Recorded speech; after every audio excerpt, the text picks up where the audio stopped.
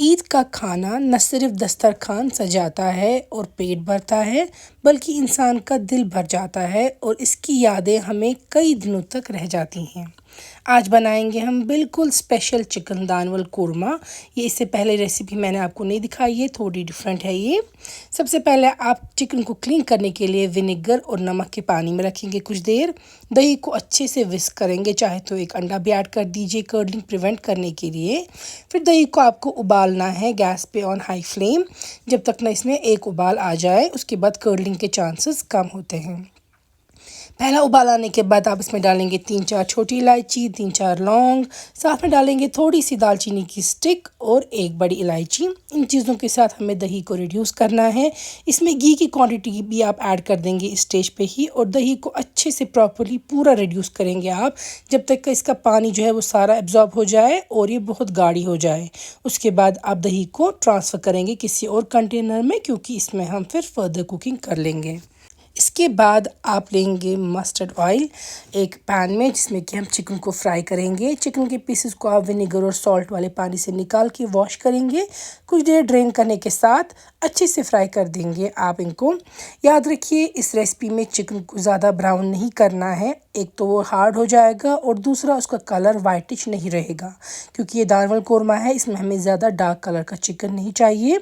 इसलिए चिकन का कच्चापन दूर होने तक और हल्के ब्राउन स्पॉट्स आने तक आप चिकन को फ्राई करके रखेंगे, फिर निकाल देंगे प्लेट पे। सेम पैन में अब हम घी ऐड कर देंगे। क्वांटिटी आप एडजस्ट कर सकते हैं जिस हिसाब से आप घर पे खाते हैं घी। इसमें ऐड कर रही हूँ मैं एक प्याज, जो कि बहुत ही बारीकी से चॉप किया है। आप देख सकते हैं बिल्कुल फाइनली चॉप, छोटी छोटी क्यूब्स में हमने इसको काटा है। इसको आपको हल्का स्टर फ्राई करना है, इसको ब्राउन नहीं होने देना है, बस हल्का स्टर फ्राई करना है। साथ में मैं यहाँ पे एक पिंच डाल रही हूँ बस हल्दी की, ताकि इसमें थोड़ा सा येलो कलर आ जाए, बस उसके लिए, वरना टेस्ट का इसका हल्दी का कोई काम नहीं है इस रेसिपी में। गार्लिक का मैं यहाँ पे पेस्ट ऐड कर रही हूँ तकरीबन 1.5 टीस्पून। आप अपने हिसाब से एडजस्ट कर सकते हैं। गार्लिक और प्याज को घी पे बस हल्का सा ही भुनेंगे आप, और उसके बाद आप इसमें पानी ऐड कर देंगे थोड़ा सा। अगर आपके पास चिकन स्टॉक मटन स्टॉक है वो ऐड कर देंगे तो वो ज़्यादा बेहतर रहेगा, अगर नहीं है तो आप प्लेन वाटर भी ऐड कर सकते हैं। पानी के साथ हम इसमें डालेंगे चिकन के पीसेस जो हमने फ्राई करके रखे थे, उनको भी 1 मिनट तक आप इसी पानी, प्याज और हल्दी पे थोड़ा सा भुनेंगे, क्योंकि घी भी इसमें है। घी से इसका जो टेस्ट है वो बहुत बेहतरीन होगा चिकन का।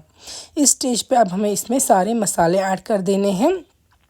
यहाँ पे धनिया का पाउडर जा रहा है 1 चम्मच। साथ में हम यहाँ पे ऐड कर देंगे सौंफ का पाउडर 1 चम्मच। इसके साथ साथ मैं डाल रही हूँ बस हल्की सी जिंजर पाउडर। नमक आप टेस्ट के मुताबिक एडजस्ट करेंगे। इन थोड़े से मसालों के साथ चिकन को 1-2 मिनट तक आप फिर से इसी पैन में कुक होने देंगे, पानी पे ही। और उसके बाद हमें इसमें डालना है जो हमने दही रखा था निकाल कर एक बोल में। यहाँ पे देखिए, मैं चिकन के पीसेस को बस हल्का सा ही कुक कर रही हूँ इस मसालों के मिक्सचर के साथ।